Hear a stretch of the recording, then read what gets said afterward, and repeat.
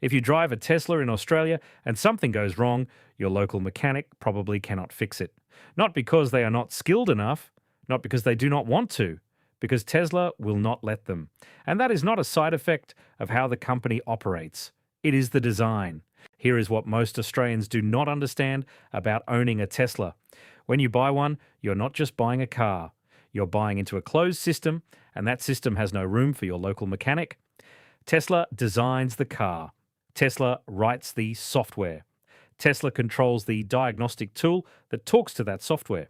Tesla decides who can order parts. Tesla certifies the body shops that are allowed to repair collision damage. Tesla even controls the updates that can change how your car behaves after you have already paid for it.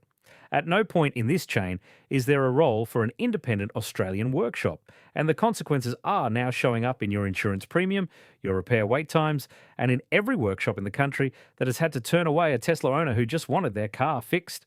Here are the 5 reasons mechanics across Australia cannot or will not fix your Tesla. Starting from number 5, counting down to the one that makes everything else possible. Number 5, the voltage barrier.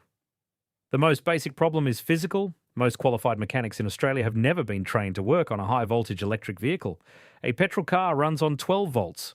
You can touch anything under the bonnet without risk. A Tesla runs at up to 400 volts. That voltage can kill you. Working on it requires specific isolation procedures, insulated tools, protective equipment, and formal training that costs several $1,000s per technician. Most independent workshops cannot justify that investment for the handful of Teslas that might come through their doors. So they turn the work away, not out of laziness, out of self-preservation.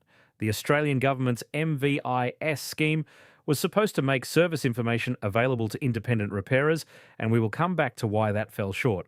But even with perfect information, the training gap remains. Your mechanic was qualified in a world where 12 volts was the ceiling. Tesla lives at 400. That does not close on its own. Number 4, the software wall. Even if a mechanic has the training, the next wall is software. Every modern car needs diagnostic software to talk to its computers. For a Toyota or a Mazda, a $40 scanner from Supercheap Auto reads basic codes. For deeper work, workshops subscribe to multi-brand platforms that cover dozens of manufacturers for one annual fee. Tesla does not play that game. Its diagnostic software, Toolbox 3, is proprietary. It is the only tool that can run full diagnostics, calibrate cameras, view live data, and clear fault codes after a repair. Without it, you are blind. Tesla cut the Toolbox 3 subscription price in late 2025 from roughly $3,000 a year down to about $700 in the US and Canada. But in Australia, independent repairers have reported difficulty accessing the platform at all, with some saying it is either unavailable or priced at a premium through regional arrangements. And even at $700, that is $700 for one brand.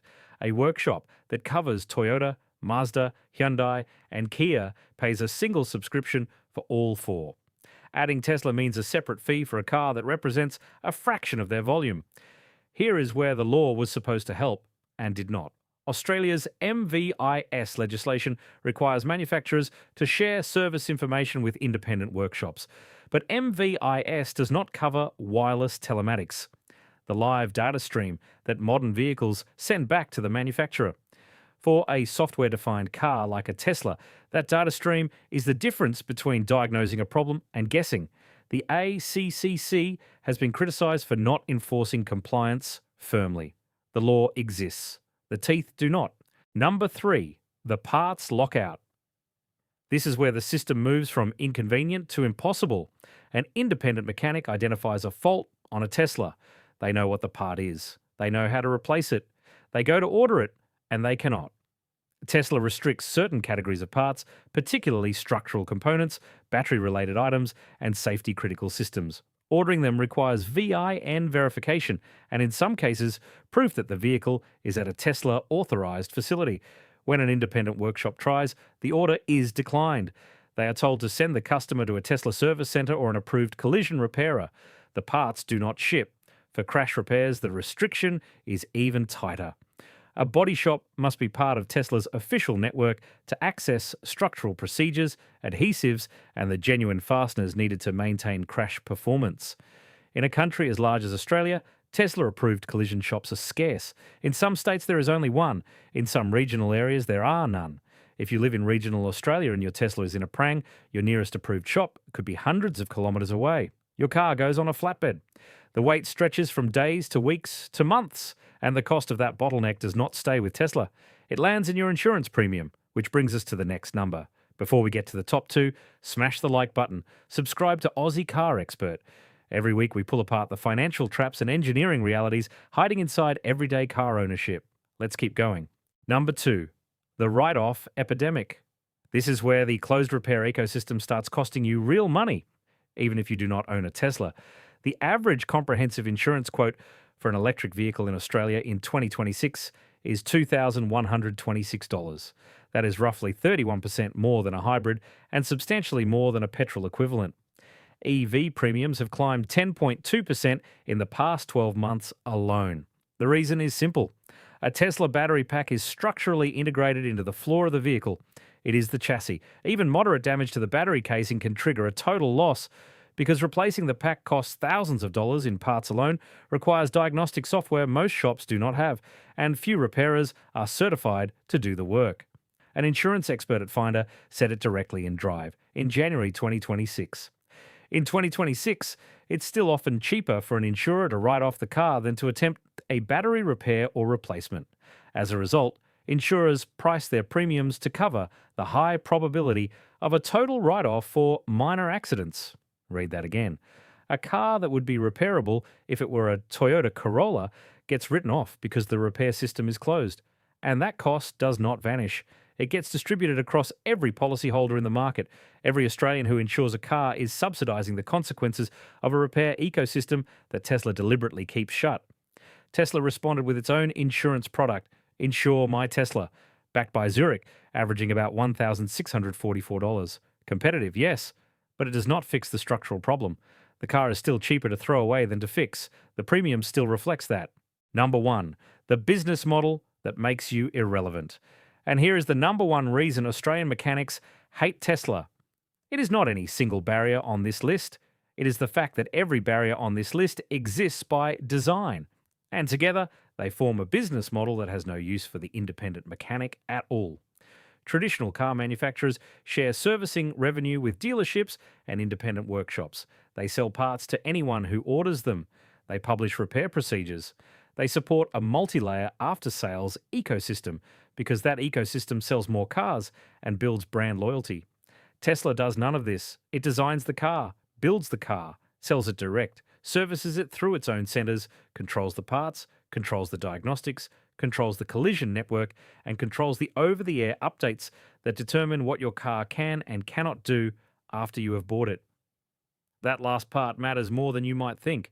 Tesla's own Australian legal page states, "We may update or modify the software used to provide the service at any time, and we may do this remotely without notifying you or seeking your consent." In January 2026, Tesla removed autopilot as a standard feature from new orders globally. A system that had been included in the purchase price for years became a $99 per month subscription overnight. If you already owned a Tesla with autopilot, you kept it for now. But in 2023, Tesla used a software update to disable the rolling stop function in full self-driving. The feature was deleted from cars that had already been sold with it active. No mechanic can fix a feature that the manufacturer removed from a server while the owner was asleep.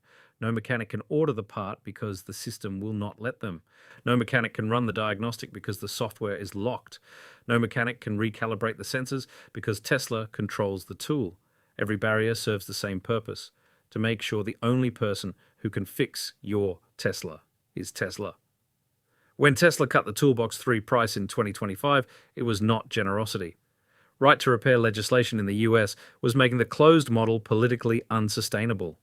Tesla opened the door a crack because a controlled opening was better than a forced one. In Australia, the pressure is weaker. Our legislation has a telematics loophole. Our enforcement is soft. Our market is small enough that Tesla can handle most of its fleet through a limited network of service centres and mobile vans, which, according to Tesla Owners Australia, have been restricted to a few days a month.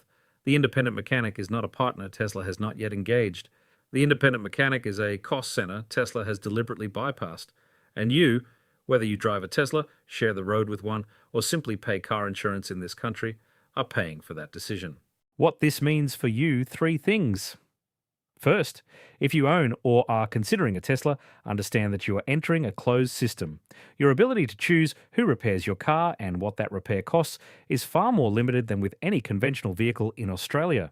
Second, the write-off epidemic is not just a Tesla owner problem. When insurers total a Tesla for damage that would be repairable on a petrol car, every policyholder shares that cost. Tesla's closed repair model raises premiums for everyone. Third, the right to repair fight in Australia is not finished. MVIS was a start, but the telematics loophole makes it incomplete for software-defined vehicles. If you believe you should choose who fixes your car, that fight needs your voice. The legislation needs to close the gap. The enforcement needs to match the law, because right now, it does not.